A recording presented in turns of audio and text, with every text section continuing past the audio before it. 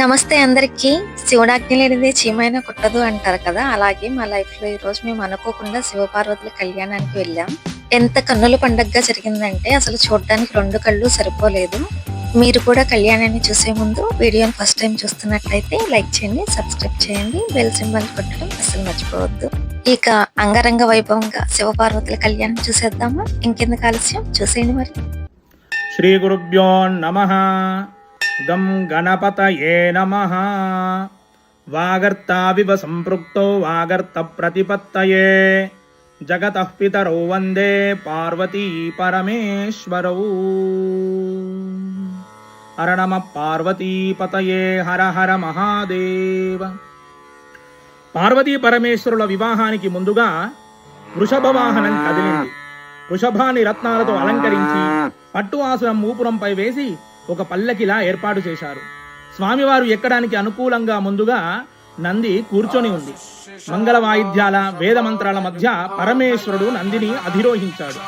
అలా పరమేశ్వరుడు హిమవత్ పర్వత ప్రాంతానికి వచ్చి ఓషధీ ప్రస్థం అనబడే హిమవంతుడి రాజధాని నగరంలో ఉన్న భవ్యమైన దుర్గం వద్ద దిగుతూ ఉన్నాడు. సకల దేవగణాలు ప్రమథగణాలు జయ జయ ధ్వానాలు చేస్తూ ఉండగా, ఇంద్రుడు స్వయంగా ఛత్రం పట్టుకొని ఉండగా స్వామి వివాహ మండపానికి అలంకరించిన ప్రవేశ ద్వారం వద్దకు చేరుకున్నాడు.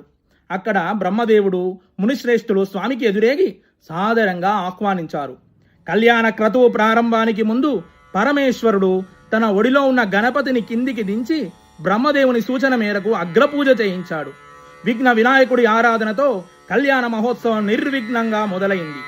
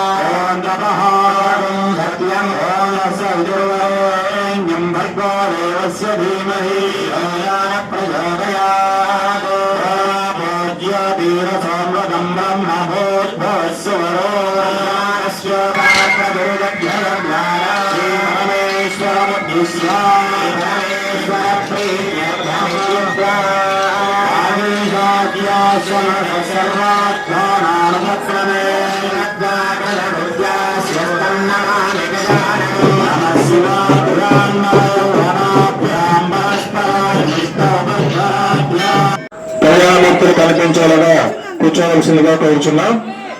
బయట స్వామివారి అన్నప్రసాదాన్ని కూడా ఇస్తున్నారు.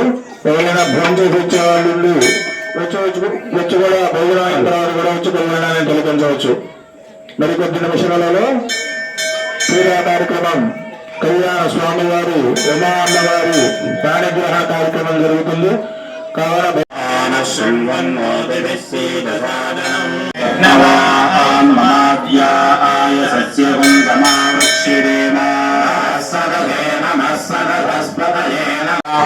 అభయ ఆయు ఆరోగ్య ఐశ్వర్య అభి వృద్ధ్యర్థం ధర్మార్థ కామమోక్ష చతుర్విధ పురుషార్థ ఫల సిద్ధ్యర్థం శ్రీ గంగా ఉమాదేవి రామలింగేశ్వర త్రయాణిక ధ్వజారోహణ దివ్య కళ్యాణ మహోత్సవం అంగత్వేన పార్వతీ పాణిగ్రహణాఖ్యం కర్మ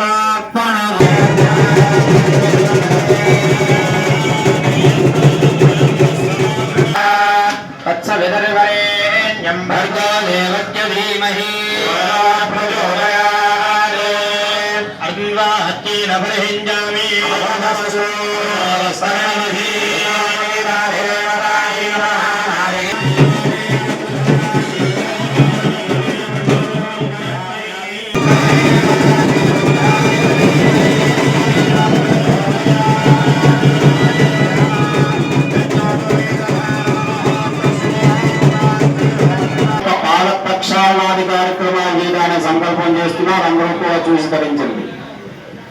భయంకర మేడం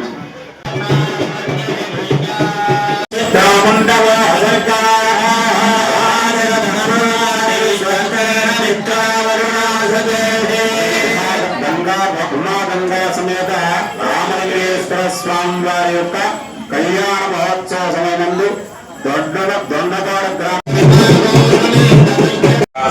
దశపూర్వేషాం దశాపరేషాం మధ్వంస్యానాం సర్వేషాం పితॄణాం నరకలోక ఉత్తరద్వార శ్రీమతు బ్రహ్మలోకే నివాస